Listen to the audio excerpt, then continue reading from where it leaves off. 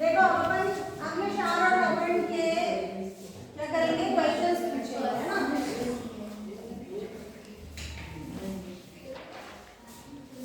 चलो बताइए, कोई विलेन लाल लिटमस को नीला कर देता है तो इसका पीएच मान संभवतः क्या होना चाहिए? 10 होना चाहिए, क्योंकि जो लाल को नीला कौन करता है? अम्ल की क्षार। और नीले को लाल 7 से अधिक 4 और 7 से कम 7 की प्रकृति अम्ल है, क्षार है, उदासीन। कोई विलयन अंडे की पिसी हुई कवच से अभिक्रिया करके एक गैस उत्पन्न करता है जो चूने के पानी को दूधिया कर देता है, तो इस विलयन को क्या बोलेंगे? NaOH का 10 ml विलयन HCl के 8 ml विलयन से पूर्ण उदासीन हो जाता है। NaOH का 10 ml जो विलयन है वो HCl के 8 ml से उदासीन हो जा रहा है, तो यदि मैंने इसी को 20 ml कर दिया तो ये कितना लगेगा मुझे? इसको बड़ा कर दिया मैंने, 8 का टुकड़ा कितना होगा? बस, ठीक है।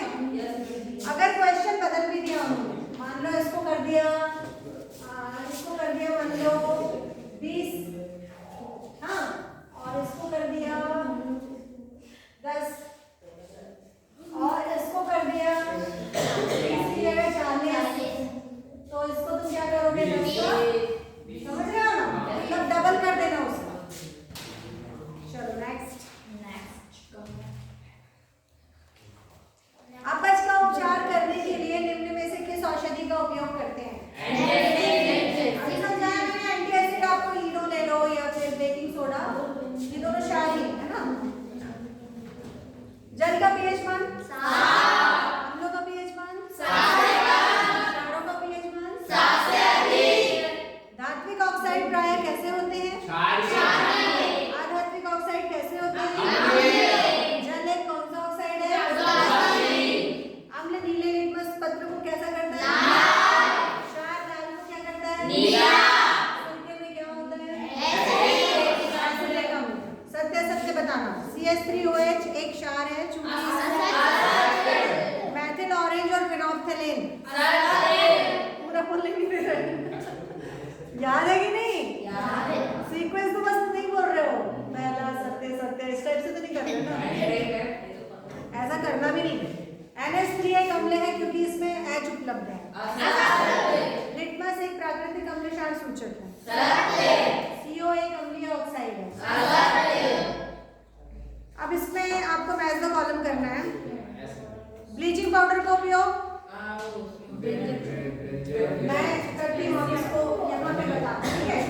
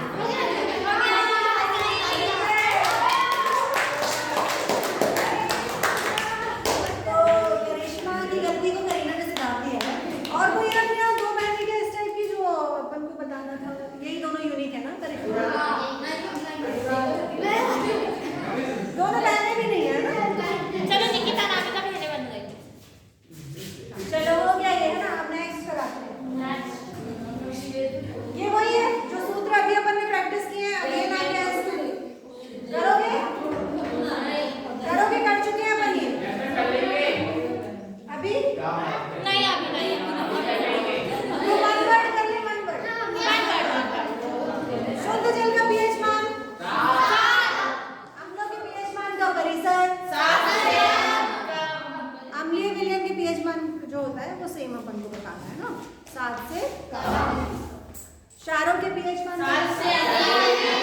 प्रबल अम्ल और प्रबल क्षार से बने लवण की प्रकृति कैसी होगी? दुर्बल अम्ल और प्रबल क्षार से बने की कैसी होगी? जहाँ प्रबल लगा है वो कैसी है? हाँ, देखो अम्ल और क्षार, देखो यदि अम्ल और क्षार दोनों मिलते हैं तो क्या बनाते हैं? उदासीन उदासीन, है ना? अब अगर ये दोनों प्रबल हैं, ये भी प्रबल है और ये भी प्रबल है, तो आपको क्या दिख रहा है? ये उदासीन हो जाएंगे, राइट से कोई दिक्कत नहीं है। लेकिन यदि अम्ल और क्षार जहां पर प्रबल है और एक जगह दुर्बल है, ये दोनों को अगर हम मिला रहे हैं तो जहां प्रबल रहेगा उसकी प्रकृति वैसी हो जाएगी। तो ये इसकी प्रकृति कैसी होगी? अब अगर मैंने इसको चेंज कर दिया, दुर्बल की जगह यहाँ प्रबल कर दिया और यहाँ प्रबल की जगह दुर्बल कर दिया, तो जहाँ प्रबल लगा है इसकी प्रकृति कैसी हो जाएगी? आपको ये याद रखना है, कंफ्यूज नहीं होगा। ठीक है, जिसके आगे प्रबल है उसकी प्रकृति वैसी बनाएंगे। तालियां।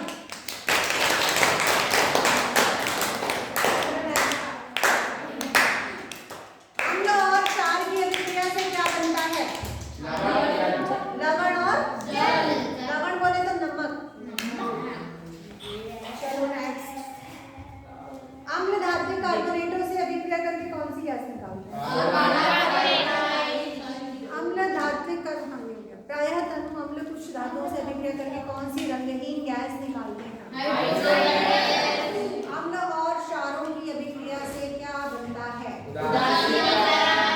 इस क्रिया को उदासीनीकरण कहते हैं और बनता है लवण और जल, जो अभी बताया। कठोर जल को मृदु करने के लिए किस सोडियम यौगिक का उपयोग किया जाता है? Sodium carbonate. CaO, Cl2 किसका प्रचलित नाम है? उस पदार्थ का नाम बताइए जो क्लोरीन से अभिक्रिया करके विरंजक चूर्ण बनाता है। ठीक है, इसी के साथ ये जो ऑब्जेक्टिव्स हैं इस पार्ट के खत्म होते हैं और आप लोग अच्छे से याद हो गए। तो अब आप एक काम करिए, इसके शॉर्ट आंसर जो हैं और जो कारण बताया है, जैसे पीतल और तांबे के बर्तनों में दही क्यों नहीं रखते, खट्टे पदार्थ क्यों नहीं रखते हैं, ये सारे क्वेश्चन जो हैं वो इसके बाद अपन डिस्कस करेंगे। ठीक है, मैंने टिक लगा दी।